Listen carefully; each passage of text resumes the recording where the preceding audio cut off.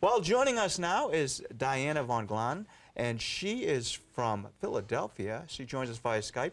Diana, how you doing? I'm good, thanks. How are you? Great. I love the Christmas tree behind you. Thanks. I was doing a little set design this morning. Really? Well, you're very talented. I should have you over my house. You could help me out. That's for sure. Well, I have no cats to tear it down. You're lucky. well, you know what? I have 3 kids. That sometimes is worse. That's true. Thanks for joining us, Diana.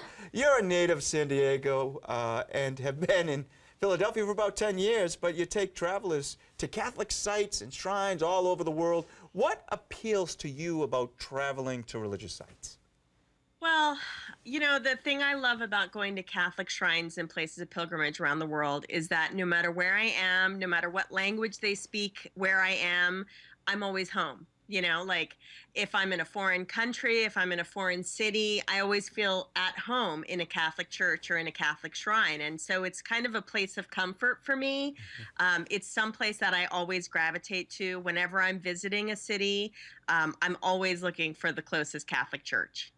Now, Philadelphia is on everyone's mind for the World Meeting of Families. What should pilgrims expect when they visit your new hometown? Lots of people and lots of really fun, exciting events. I don't know the half of what this city is planning, but I know that a lot of people are planning some really exciting things. I've been working with the 5 local shrines that we have here in the city, and I know that they're all planning on extending their hours during the World Meeting of Families, and they're all planning some really exciting events. And they're creating new websites for all of this and flyers, and it's really exciting. So I think that if people are coming primarily for the conference, obviously they're going to be able to listen to all of the wonderful speakers that they have planned. But if they're just coming to visit Philadelphia, there are so many historic Catholic sites here in the city. I'm going to be taking people on some tours if they want to come and join me. And we've got, like I said, we've got 5 shrines, 2 of which have saints, St. John Newman and St. Catherine Drexel. So there's an amazing Catholic history here in Philadelphia. I'm trying to figure out what you don't do at this point, Diana. Tours and, the videos and shows, you do it all.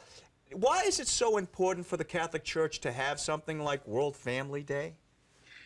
Well, there's an amazing excitement behind it, and I think that World Youth Day is a great example of this because, I think that World Families Day is just coming into our consciousness. I think most of us have been aware of World Youth Day, but this whole Conference of Families is something new to us, and it's an exciting time for the United States. It's the Holy Father's first visit, so everybody's excited about him coming. But I think it's a real monumental point for us as a country because, they're going to be talking about what it means to be a family and how we should be, looking at families. And I think it's a question on many people's minds. Also, there are a lot of people who are in families and they want to learn how they can help grow in faith in their families and use the tools that the church provides us to grow and become, better Catholics. So it's going to be a really exciting time for everybody. Now, you mentioned the 2 shrines, and also there's the Miraculous Medal shrine. What are some other recommendations to see while we're down in Philadelphia? Well, I could go on forever, seriously.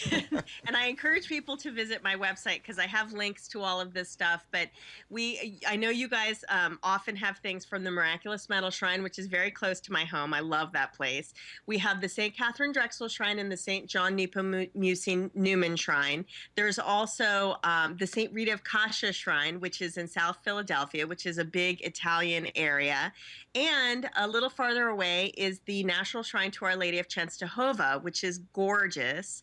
So those are all of our local shrines. And then in addition to our local shrines, we also have historic sites. So, as many of you know, Philadelphia was the country's first capital. So, we've got St. Augustine Church, which many people saw in some movies. There's also Old St. Joseph's, Old St. Mary's. We're going to be filming soon at St. John the Evangelist, which was the first Gothic church in the entire country, and it's here in Philadelphia. So aside from our amazing shrines, we've got some really historic places. Of course, the Cathedral Basilica of Saints Peter and Paul is our cathedral basilica, and many people know that St. John Newman was our fourth bishop here. So, I mean, there's so much history here. It's a fantastic place to be. Well, thefaithfultraveler.com. Thefaithfultraveler.com. People saw it underneath. Diana, thanks so much for being with us. I'm sure we'll be speaking with you again in not the too distant future, and have a Merry Christmas. Thank you for having me, and Merry Christmas to you guys too. Happy New Year. Happy New Year.